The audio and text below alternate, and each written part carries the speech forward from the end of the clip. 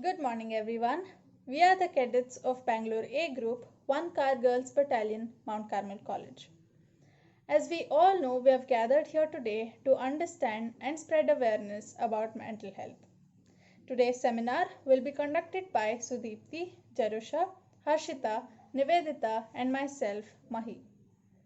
I will be presenting the slides.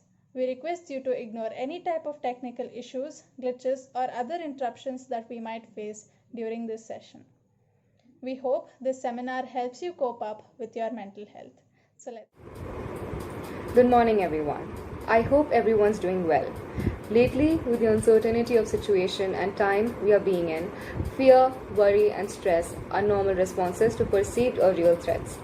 And that is exactly why we decided to have this seminar to create awareness and understanding towards certain common mental health issues that we either on our own or through someone else witness it in our regular day-to-day lives. Now, before getting started, I would like to put out a disclaimer that we are in no way any professionals.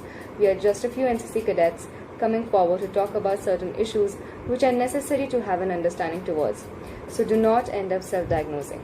If at all, you feel like you are in fact going through certain difficulties or any other things that we mentioned today, please go ahead and consult a doctor and do not let it subside within you. One more thing that we would like to encourage today with this seminar is that it is okay to reach out if you are in need.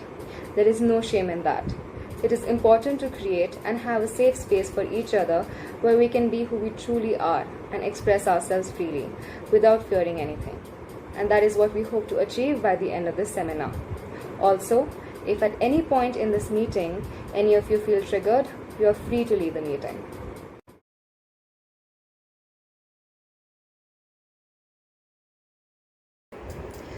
Now, I'll start with a basic introduction of mental health and then gradually we'll get on with some specific topics. Okay, so as you can see here on the slide, the WHO definition says mental health is a state of well-being in which an individual realizes his or her own abilities, can cope with the normal stresses of life, can work productively, and is able to make a contribution to his or her own community. It refers to cognitive, behavioral, and emotional well-being. To put it into simple words, it is all about how people think, feel, and behave. Mental health has the ability to affect daily living, relationships, and physical health. It includes subjective well-being. This means my form of well-being can be completely different from yours. That is, for me, well-being can be being at home watching Netflix. For you, it can be going out with your friends and having a good time. Next is the self-actualization of one's intellectual and emotional potential, among others. Moving ahead, we'll now discuss the stigma that revolves around mental health. Stigma, also called shame or disgrace.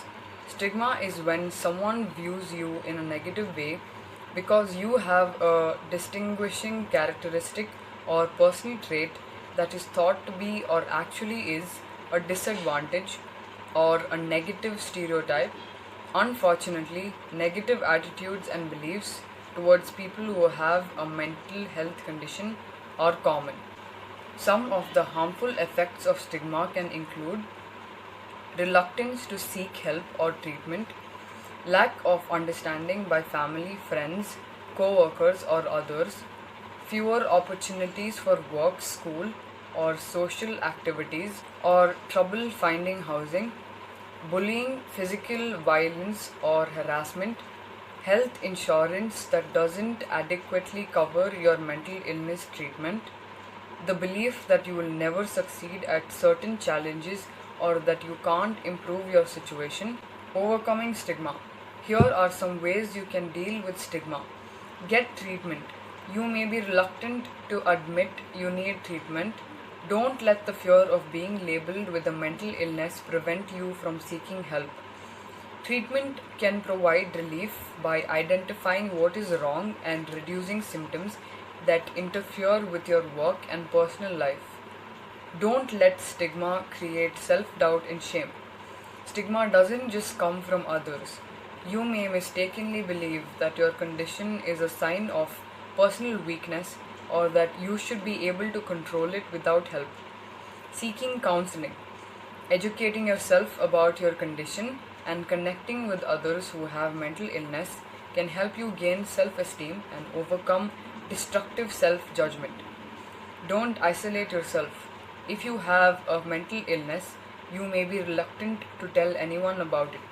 Your family, friends, clergy, or members of your community can offer you support if they know about your mental illness. Reach out to people you trust for the compassion, support, and understanding you need. Don't equate yourself with your illness. You are not an illness. So instead of saying I am bipolar, say I have bipolar disorder. Join a support group. Some local and national groups, such as the National Alliance on Mental Illness, also called NAMI, offer local programs and internet resources that help reduce stigma by educating people who have mental illness, their families, and the general public. Get help at school.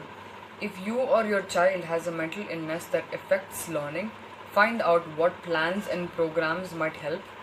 Discrimination against students because of a mental illness is against the law, and educators at primary, secondary, and college levels are required to accommodate students as best they can.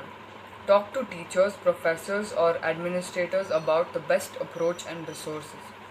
If a teacher doesn't know about a student's disability, it can lead to discrimination, barriers to learning, and poor grades. Speak out against stigma. Consider expressing your opinions at events, in letters to the editor, or on the internet. It can help instill courage in others facing similar challenges and educate the public about mental illness. Other judgments almost always stem from a lack of understanding rather than information based on facts. Learning to accept your condition and recognize what you need to do to treat it, seeking help for health, is not weakness, it is strength. You know that feeling where your thoughts scare you or make life tough? Sometimes it feels like no one else in the world has those thoughts or feelings. No one seems to know how difficult it is to deal with your feelings. And it's not easy to share your deepest secrets. You might think something is wrong with you. Or you might worry what other people think. And all of that makes your thoughts and feelings worse. Our culture has created this environment of shame.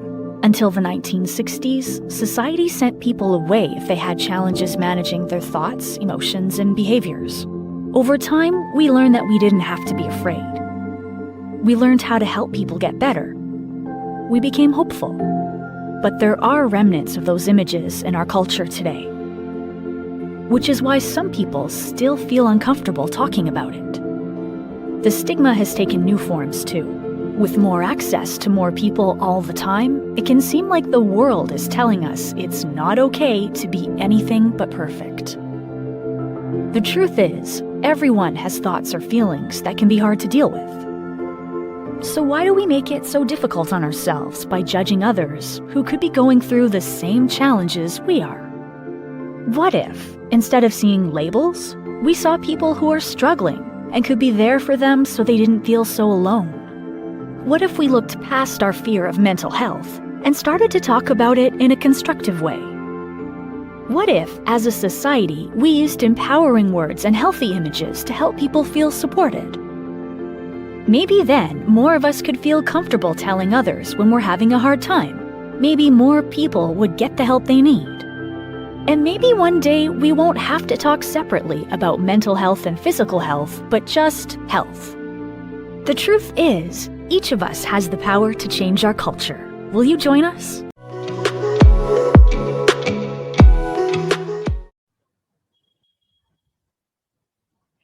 Anxiety, those dinosaurs in your stomach. First of all, welcome. We're glad to have you here. Do you ever worry about things? Do you worry that something bad is going to happen in college, or maybe your friend didn't text back to the message you sent in the morning, or that scary noise you heard at night, or maybe you feel like you have a worry cloud that just hangs on top and follows you wherever you go? Guess what? That big worry that never seems to go away or seems to pop out of nowhere, it has a name. It's called anxiety, and it's a big feeling that has many other feelings wrapped up in it. So, what is anxiety really? Anxiety is a mental health condition characterized by feelings of worry, anxiety, or fear that are strong enough to interfere with one's daily activities. For most of us, this feeling is for one purpose: to keep us safe. Anxiety's job is to let us know when we're in danger and act super fast during that time. Believe it or not, anxiety's ability to react to different situations like a test can actually help us by being more alert and increasing our desire to do well. But when anxiety happens a lot, causing us to feel more nervous and worried, then it can lose its helpfulness and can make the situations more worse.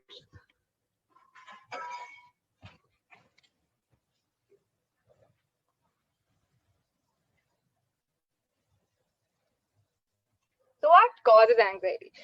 Researchers are not sure of the exact cause of anxiety, but it's likely that a combination of factors play a role. These include genetic and environmental factors as well as brain chemistry. Anxiety is different for all. You may be anxious because it's the first day of school, or your first date, your project deadline, your test results, or even because your friend isn't responding to your messages. Sometimes it doesn't have a specific cause, it's just worry.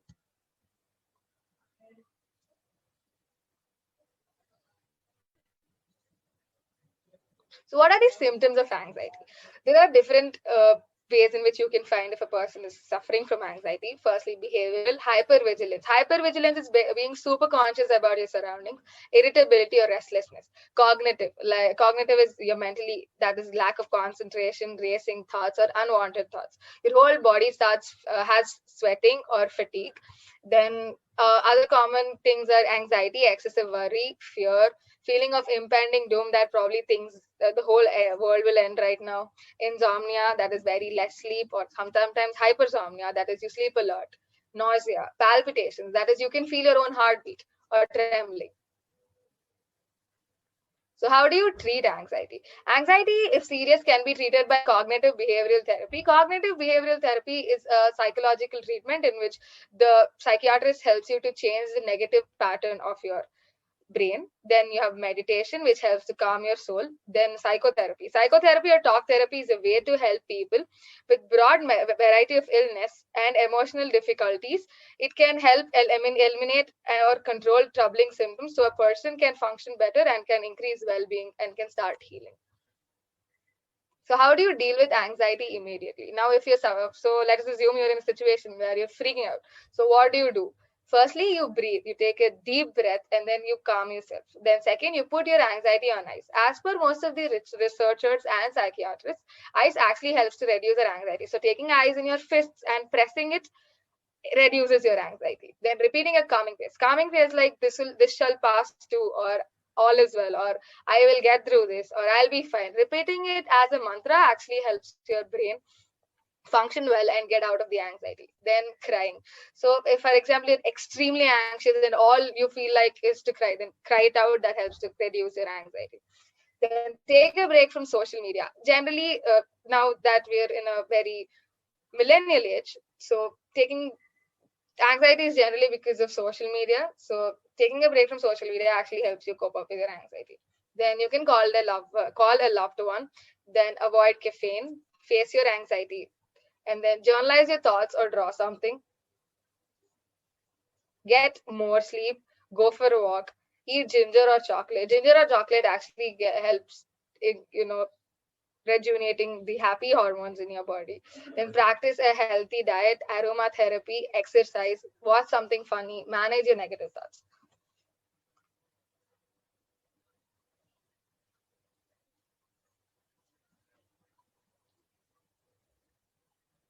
So when if someone's suffering from anxiety, what should you not say to someone? Stop telling, come on, it's easy. Pull yourself together. When are you going to grow up? You're crazy. Can't you just try harder? Stop telling things like that. Everyone's anxiety level is different at their own pace. So it's better if you try telling these. I know this is hard for you, or take some time. It's okay. How can I help? What do you need right now? Want to talk about it? Be positive about it. There is anxiety. So, firstly, now since we're facing the pandemic and most of us are extremely anxious that we might get corona too. So, how do you deal with your coronavirus anxiety? Firstly, switch up your social life. Since all of us are at home and we're almost bored and we have like very limited human interaction, start interacting more, start calling the loved ones more, start texting more, start be more active on social media. Switch up your social life, make it more active. Then take normal healthy precautions like your mask, sanitizer, taking bath after coming home from any other place, any crowded place. And then avoid overconsumption of media. Media these days are portraying and actually increasing uh, the prevailing situation a lot. They're hyping it up. So the best you can do is avoid overconsumption of media. Not completely avoid it and stay away, isolate yourself, no, but just keep it in a limit. Then use your past coping skills. You've been through a lot. You reached when you're if you're at this point, that means you've crossed a lot of hurdles. So use all of your coping skills of all whatever you did before to cope yourself out of a failure, out of a problem. Use the same to cope up with the same coronavirus. So how do you manage coronavirus anxiety? So firstly, for yourself, you avoid excessive exposure to media coverage. Connect through calls, text, or internet. Add extra time for daily stress relief. Practice self-care. Focus on your mental health. And for kids, reassure them that they're safe. Let them talk about their worries. Share your own coping skills, like how you can cope with coronavirus anxiety. Then limit their news exposure. Ask them to stay away from news. That's best.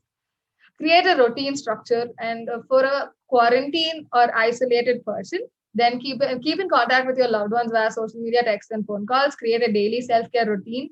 Keep yourself busy. Games, books, movies, etc. Focus on new relaxation techniques. These are the 7 stages of coronavirus anxiety. So firstly, you're in a shock. Everything sounds serious and you hope it'll be okay. Then second, you're in denial. So if you put yourself in a state of denial, thinking, okay, if I assume that everything is gonna be fine, and if I ignore the fact that there's corona, then I'll be fine. So if I don't read the news, it's almost like normal again. Then sense of impending doom. Then suddenly everything comes and it clouds your mind up. You start thinking, what's gonna happen? What if the ones you love get sick? And what if people die? How is it gonna affect you? And then you start getting into depression. So you go into the thing that I'm not going to leave my house again. I'm probably never going to touch anyone. I probably won't hug the person I love, or things like that. And then later you start getting frustrated because of this thing. You start screaming. You're just worried what will happen to you. Then later slowly you start getting into hope, and then you start accepting your situation. That's how it happens. Lastly, a reminder, you're the best, you're one in a million, everyone loves you. Start battling your negative thoughts, and literally everything will be all right. Remember, you're not dramatic, things happen and that aren't in your hand. If it's meant to be, it'll be.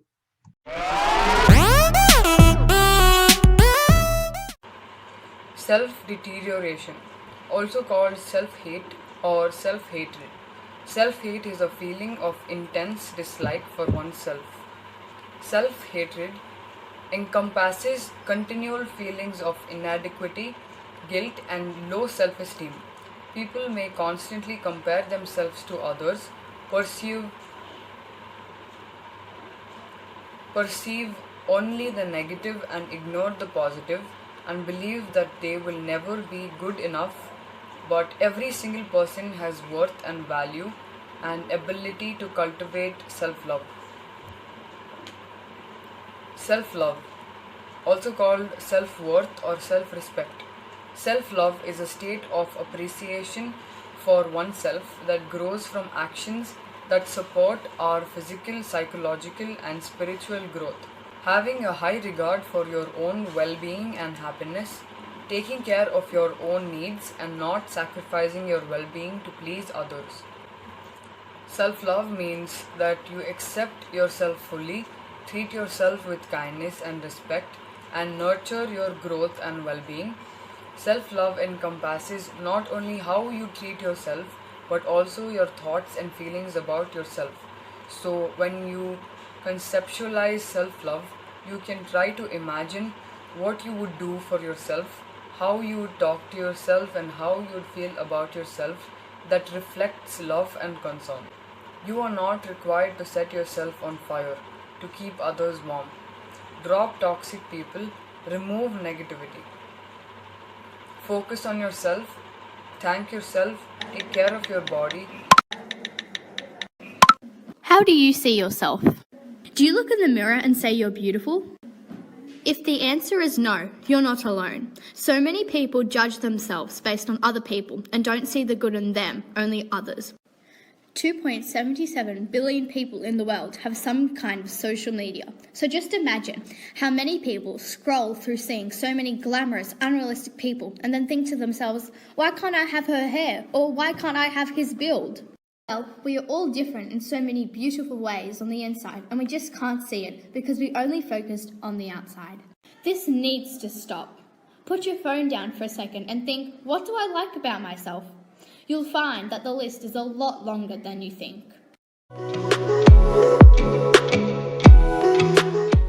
Expressing yourself, a trait to suss and kill the imposter in your head. Why it is important to express. Easy to deal with. When we express our feelings honestly, we are better equipped to deal with them because we actually know what we are feeling instead of denying it. Healthy to the brain. Experiments show that the brain can benefit when we express ourselves. In an MRI study, participants viewed pictures of people with emotional facial expressions. Then their amygdala, the part of the brain that plays an important role in our emotional reactions, activated to the emotions in the picture. Yet, when a participant named the emotion, it reduced the amygdala's reactivity and lessened the impact of the emotion. Suppression is equals to stress. The study even found out that when we try to suppress our negative emotions, our inward stress and anxiety can get more intense. Here is a cute comic you could look at. Steps to express yourself. Step 1. Groundwork. Listen to yourself. You can start finding who you are by listening to yourself, how you feel, and how you want to react to a situation. This can get you more in tune with your feelings and emotions, helping you begin to express yourself. Acknowledge your emotions. Getting closer to your emotions will get you more in touch with who you really are. The closer you feel to your authentic self, the less anxiety, depression, and overall dissatisfaction you may feel in your life in general. Focus on how your body reacts. One easy way to test how you can express yourself is to notice how your body responds to an emotional situation. Step 2. Writing down how you feel. Journaling. Humans are naturally emotional beings, and it is easy in a fast-paced world to become disconnected from how you really feel. Start keeping a track of your emotions in Feelings Journal, which can be a small notebook on your mobile device. Own your emotions. Get out your journal and start keeping a log of all the different feelings you had that day. Note down how you want to express. To better express yourself emotionally every day, write down how you want to handle each situation. Then, do practice runs on how you would like to act in certain situations. Step 3. Verbalize your feelings. Safe expressing. You need to figure out how to translate your emotions from their raw, unedited state into something productive that won't hurt others. Part of learning how to express your emotions is learning how to express them safely without hurting yourself or others. Plans to actions. Use your journal to reframe your angry thoughts into sentences that express and validate how you feel, but won't get you fired or in trouble. Use I references. Always use I statements when you're expressing your feelings to others. Practice. Learn to navigate the complex array of emotions that you feel through practice. Expressing yourself creatively. Find ways to express yourself creatively that makes you happy. Try to paint, draw, or sketch if that's something you enjoy. Sometimes expressing yourself with physical movement can help you free up your inner feelings and desires. Get comfortable in your own skin by moving around and dancing. A great way to express yourself is through writing. Write poetry or short stories using imagery based on your authentic feelings and life. Focus on how you feel and just write. Let go of any expectations of perfection or even showing your writing to anyone else. Expressing yourself creatively is about you and you taking the time to learn about who you are and the intricate person inside you. Now, let's take a look at a video that depicts one of the aspects of expressions, that is gender expressions. No matter how you're born, we each have the style. I'll tell you in a while exactly what I like. Ariana and Renee, they both are born girls. They go into their changing rooms. Ariana loves twirls. That's not for Renee. Pink will not do.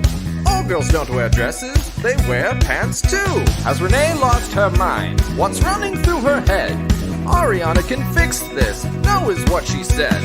When you put it on, you do a little groove. You know you gotta move, that's how you know you got it right. This is me, who I am. See me in full color, it's me like no other. Originality. No matter how you're born, we each have the style.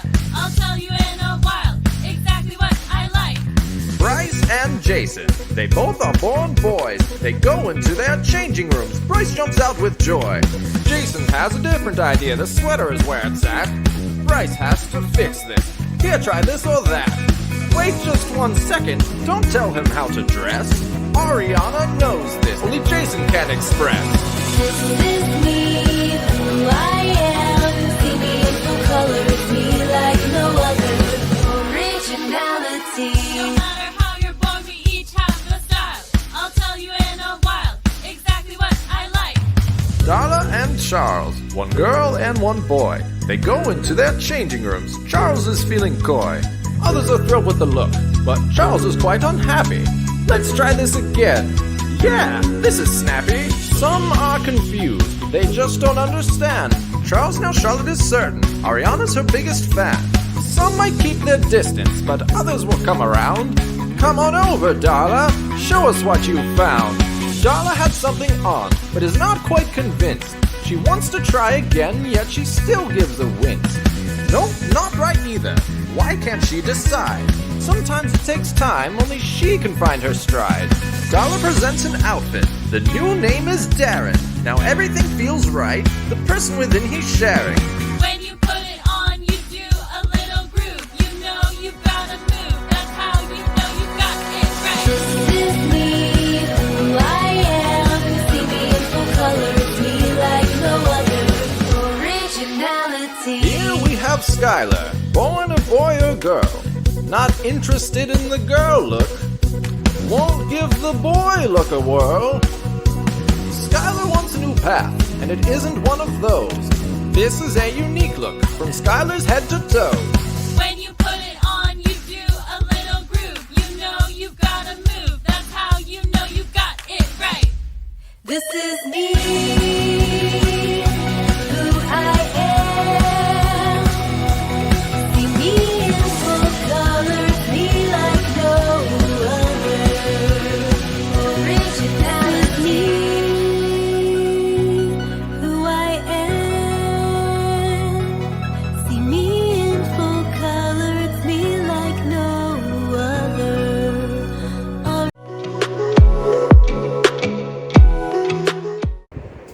Listening, the key to effective communication. Listening is often something we take for granted. There's a difference between hearing and listening. To listen, we need to make a conscious effort not to just hear what the person is saying, but to take it in, digest it, and understand. Now, what is listening?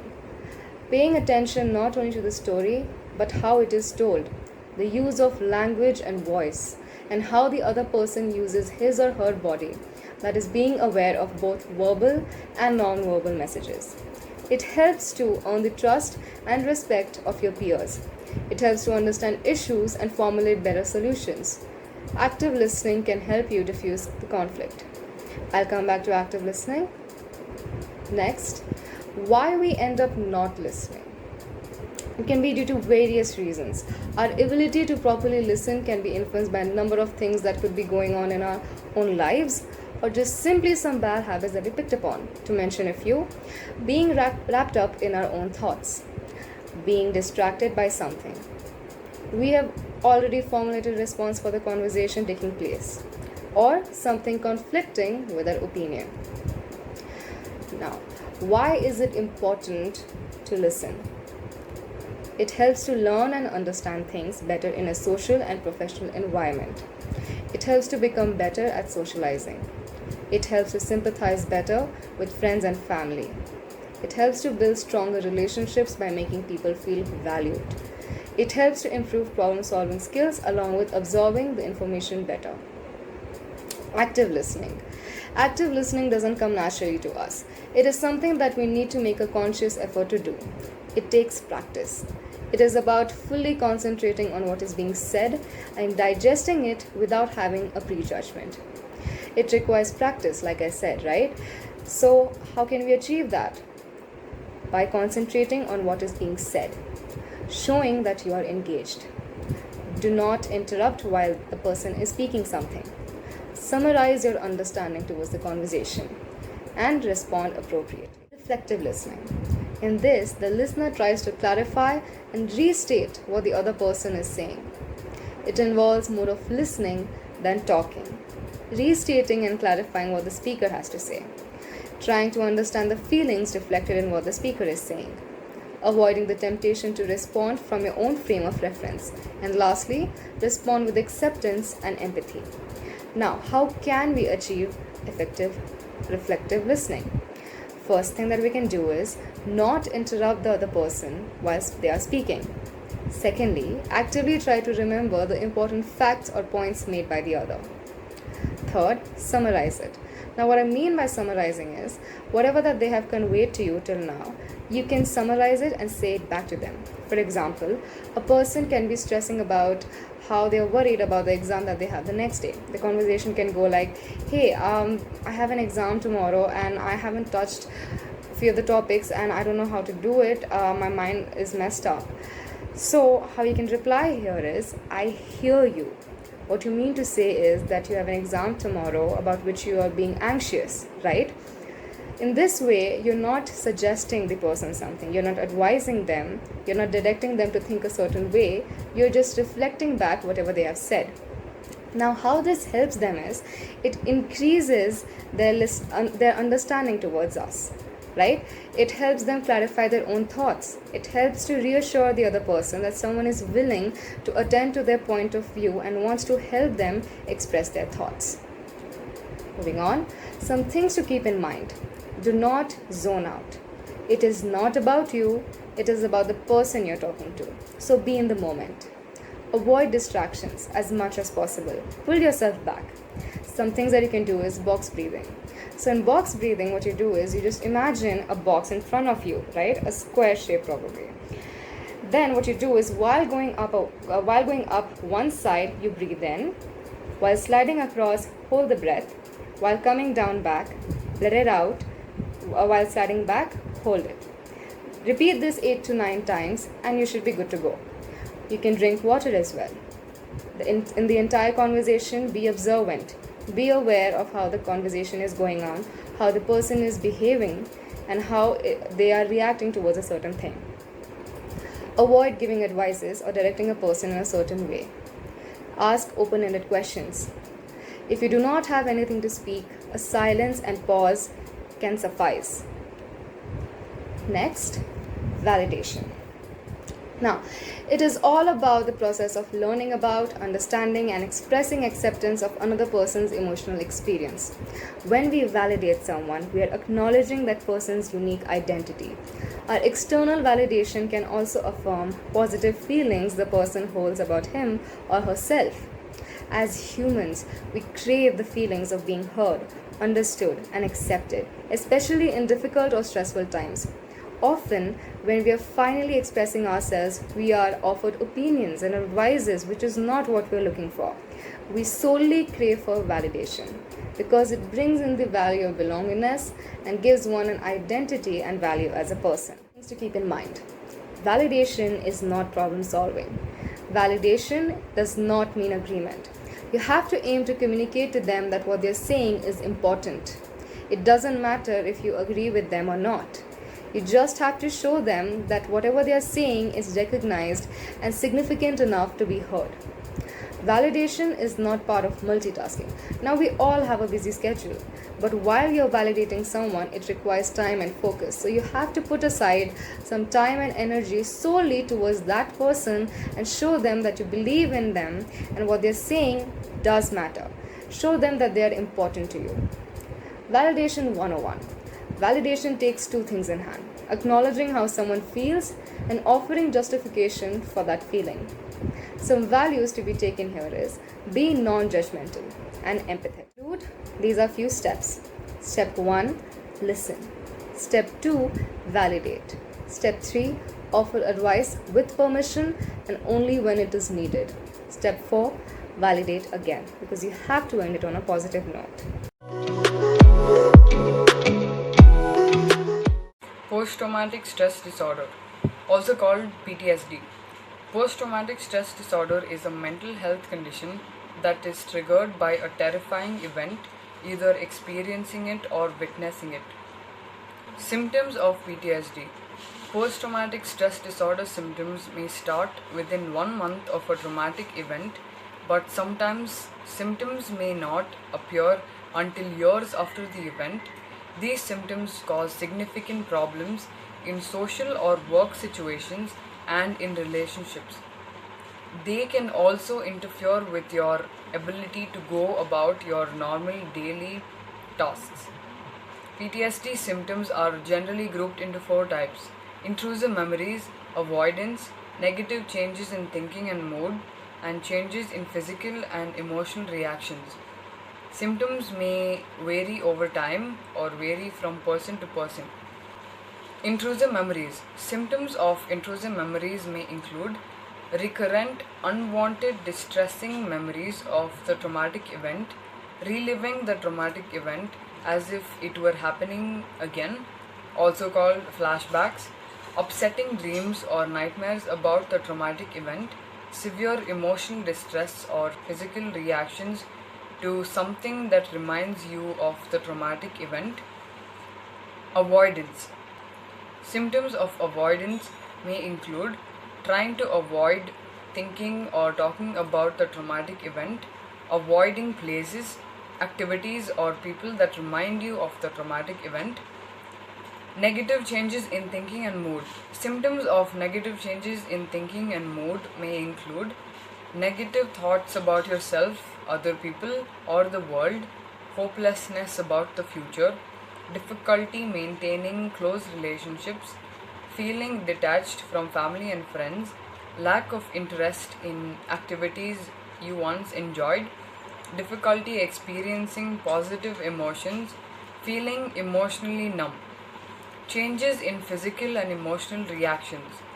Symptoms of changes in physical and emotional reactions, also called arousal symptoms, may include being easily startled or frightened, always being on guard for danger, self-destructive behavior such as drinking too much or driving too fast, trouble sleeping, trouble concentrating, irritability, angry outbursts or aggressive behavior, overwhelming guilt or shame.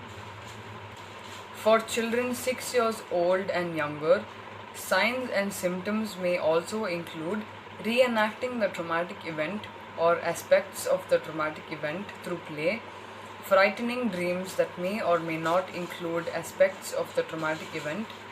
Symptoms can vary over time or vary from person to person. People who are deployed and experience combat have a higher rate of PTSD than those who were deployed but did not experience combat. Discharging a weapon can create traumatic memories that increase the risk of PTSD, witnessing an injury or death during deployment. Causes of PTSD. You can develop post-traumatic stress disorder when you go through, see, or learn about an event involving actual or threatened death, serious injury, or sexual violation. Doctors aren't sure why some people get PTSD. As with most mental health problems, PTSD is probably caused by a complex mix of stressful experiences, including the amount and severity of trauma you have gone through in your life, inherited mental health risks such as family history of anxiety and depression, inherited features of your personality, often called your temperament, the way your brain regulates the chemicals and hormones your body releases in response to stress. When to see a doctor. If you have disturbing thoughts and feelings about a traumatic event for more than a month, if they are severe, or if you feel you are having trouble getting your life back under control, talk to your doctor or a mental health professional. Getting treatment as soon as possible can help prevent PTSD symptoms from getting worse. Eye movement desensitization and reprocessing therapy, also called EMDR, is an interactive psychotherapy technique used to relieve psychological stress. It is an effective treatment for trauma and post-traumatic stress disorder.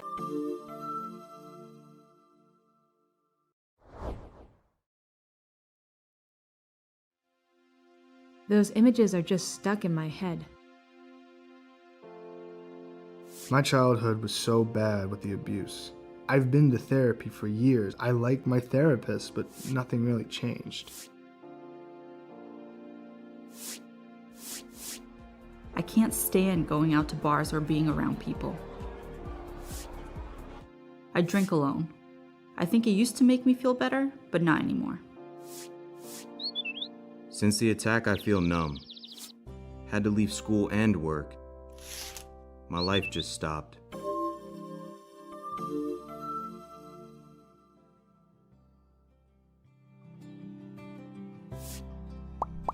These are the voices of people who have lived with post-traumatic stress disorder, or PTSD.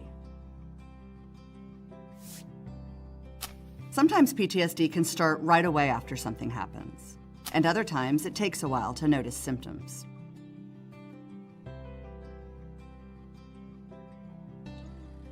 Either way, when a person has PTSD, it usually means that painful memories become a problem in a person's life. And that's when someone might need some help. But PTSD is a condition that can be treated. There are a few therapies that work especially well, and eye movement desensitization and reprocessing, or EMDR, is one. EMDR is an evidence-based treatment, which means it's been proven to be effective more often than most other types of therapy.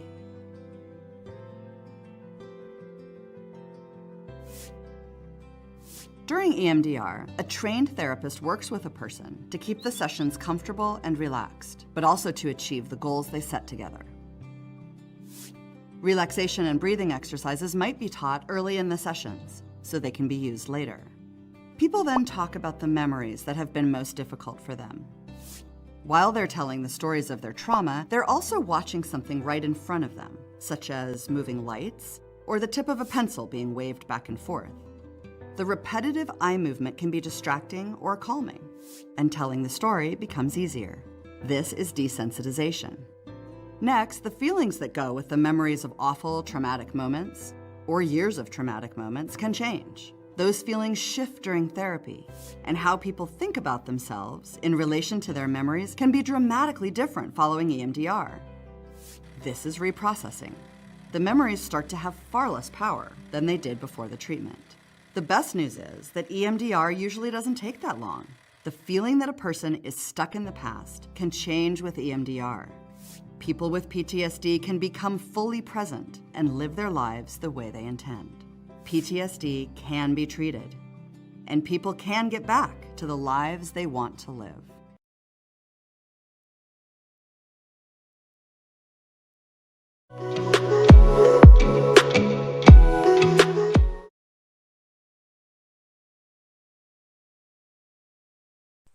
Wrapping up this seminar with some important helpline numbers. We request you to take picture or a screenshot of the following slide.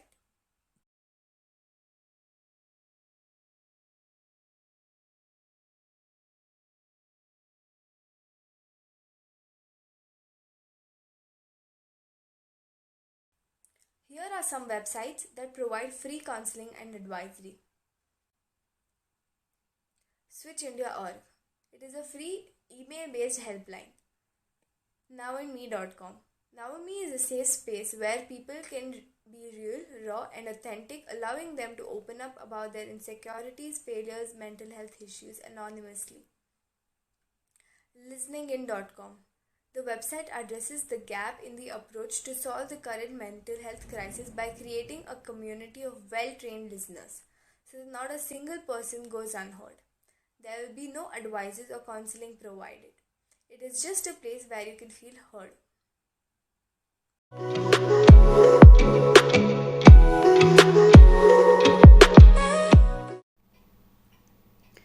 This is purely an academic exercise of the cadets of Mount Carmel College, KOI, 1 Karnataka Girls Battalion NCC. This is an attempt by the cadets to educate peers, their families, and society.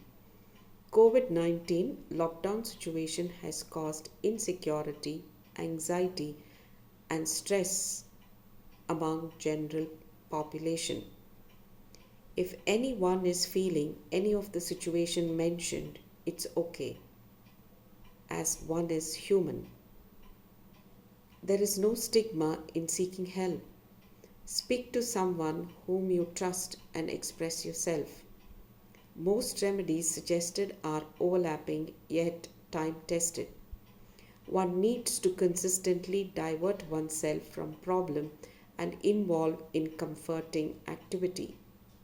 It's okay to cry. It's human to feel what you're feeling. But be intelligent to pull yourself out of the situation. Don't give up. I appreciate my cadets for their efforts and team spirit. If you have found it helpful, leave a comment to encourage them. I thank our principal, Dr. Sister Arpana, principal of Degree College, and Dr. Babita, principal of Pre-University College, for their support and encouragement. Thank you.